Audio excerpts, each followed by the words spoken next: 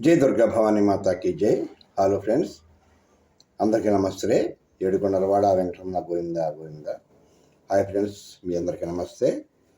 మరి అందరూ బాగుండాలని చెప్పి మరి కోరుకుందాం. మరి మీ బెదవాడ క్రియేషన్స్, బెదవాడ కనకపోతరాజు ఫ్రమ్ లోపూడి. మరి అప్పుడప్పుడు కూడా మనం రోజువారీ ఎన్నో పనులు చేస్తుంటాం. ఏదో పనికి వెళ్ళాలి, కష్టపడితేనే కదా మన అందరికీ జరిగేది. ఏదో పని చేస్తుంటాం. అలాగే నెలలో ఒకసారైనా ఏదో ఒక ఆలయానికో ప్రశాంత ఫ్యామిలీతో వెళ్తూ ఉంటే చాలా బాగుంటుంది. అలాగే అప్పుడప్పుడు మనం ఏదో ఒక గుడిని దర్శించుకుంటూ ఉంటే చాలా బాగుంటుందండి. అలాగే మనం శివాలయంకి వెళ్ళామనుకోండి, శివాలయానికి వెళ్తే మాత్రం ఆ శివాలయానికి 5 ప్రదక్షిణలు చేస్తే మనకు చాలా మంచిది. శివాలయంకి వెళ్తే 5 ప్రదక్షిణలు చేసుకోవాలండి. అలాగే వైష్ణవ ఆలయంలోకి వెళ్ళామనుకోండి, 7 ప్రదక్షిణలు చేసుకుంటే మనకి చాలా పెద్దని మన పండితులు చెప్తుంటారు. అలాగే మన ఏదైనా అమ్మవారి ఆలయంకి వెళ్తాం.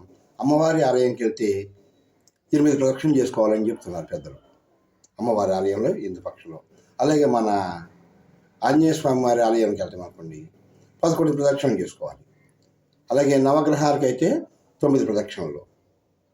అలాగే మన హరిహరపుత్రుడు అయ్యప్ప స్వామి వారికి అయితే 5 ప్రదక్షిణాలు చేసుకుంటే చాలా మంచిది. అలాగే మరి విఘ్నేశ్వర స్వామి వారికి గుడికి వెళ్తే 3 ప్రదక్షిణలు చేసుకోవాలి.